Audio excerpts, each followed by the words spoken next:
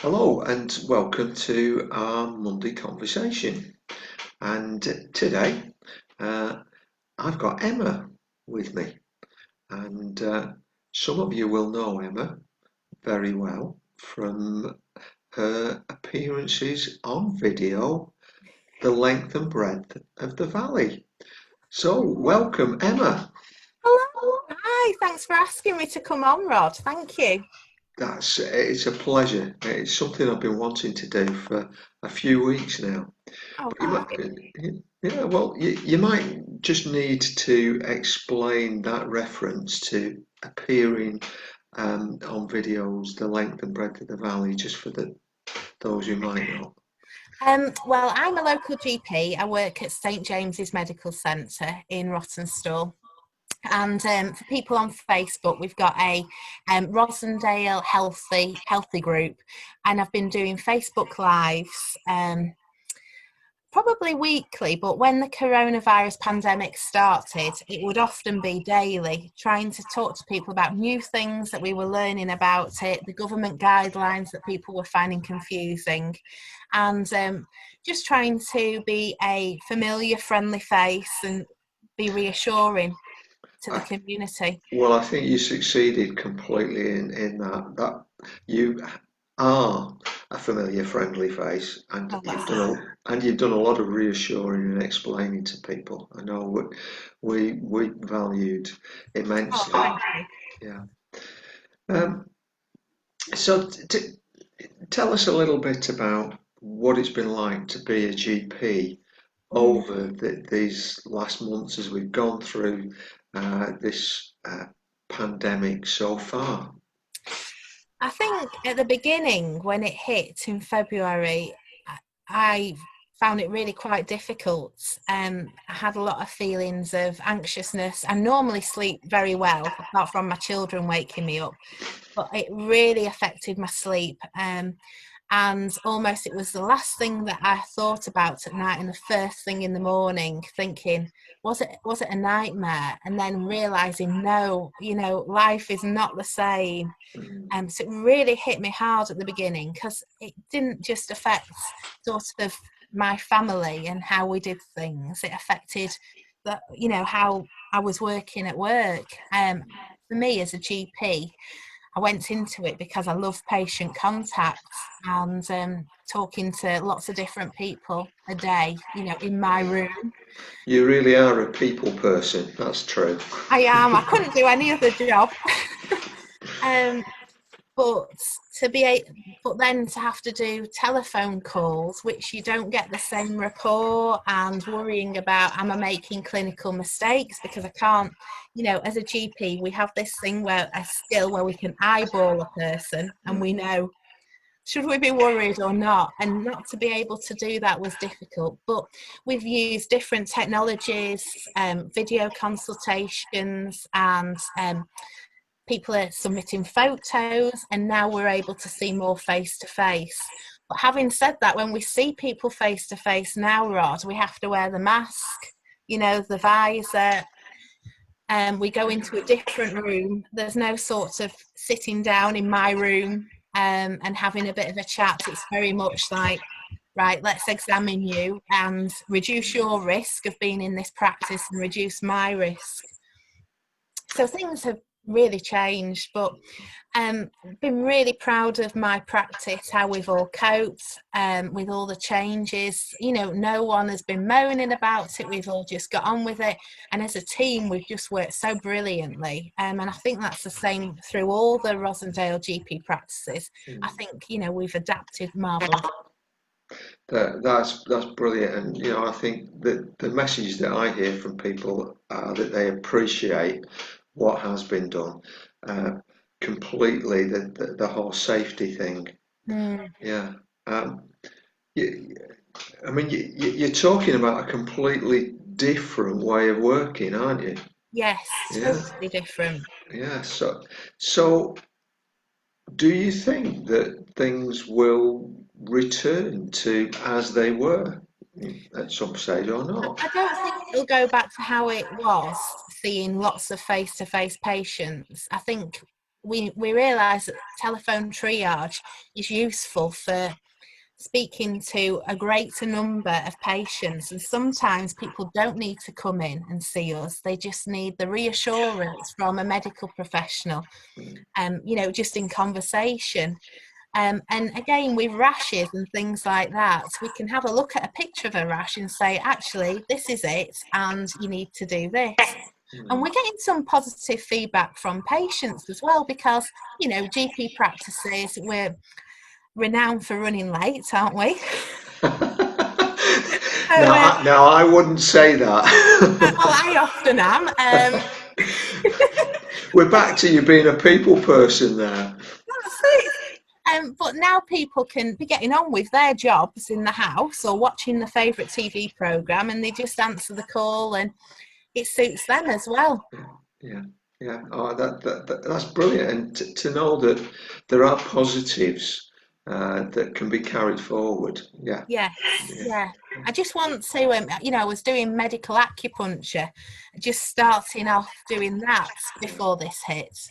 And that's one thing I'm really missing, because I can't do medical acupuncture at the moment, but I'm waiting for the numbers to drop, and then I'm going to get back doing that. I suppose a couple of questions that occur to me. How people might be feeling. Some people I've heard that they're saying, "Oh, we've had enough now." What would you say to them? If they've just had enough of life and just feeling really fed up. If they're feeling fed up of lockdown, the social distancing, not being able to see people as they would, not being able to go to have a coffee. That's me, by the way. I know, I often think about you when I go past Costa.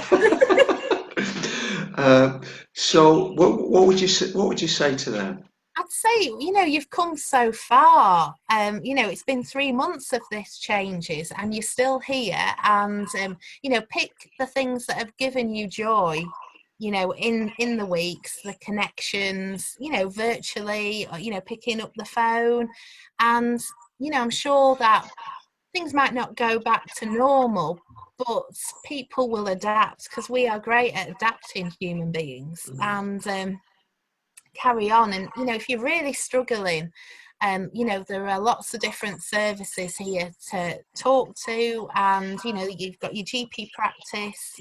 There's lots of counselling available if you're really struggling with life at the moment. You are not on your own, and reach out and tell people if you're feeling that you're struggling.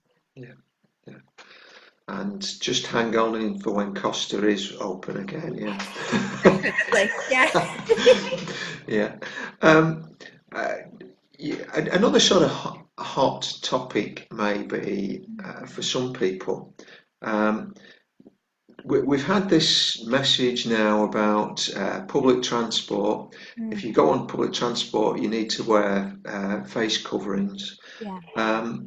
And in other instances, you've been advised to wear face coverings. What would you say about face coverings to people? I would say do it. It is a good public health measure of reducing the risk of you passing the virus on, or you getting the virus. It works in so many different ways, by containing the virus particles, but also preventing you from touching your nose and your mouth, which is how we know that the virus gets into the system. I think it is a good thing, and that people should be doing it more. When I go shopping, I've always got a face mask on, and I wish more people would do it.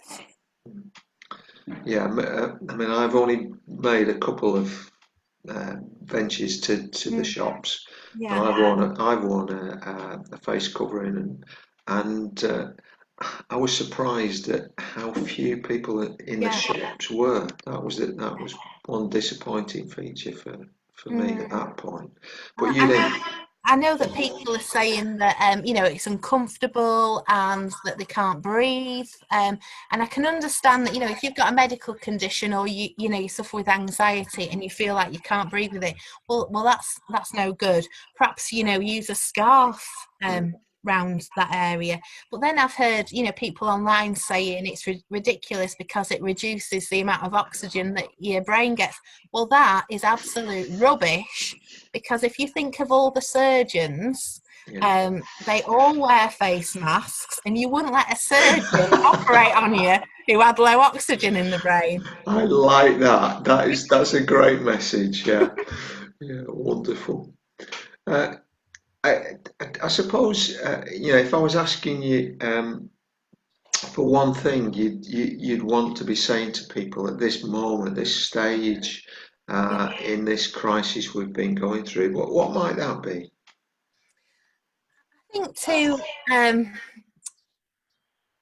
generally focus on the positive things, and think about a gratitude journal or something like that. There's always 3 things in each day that you can focus on as being a blessing, something good that's happened to you. It might be that you made a really good coffee yourself, a conversation with someone.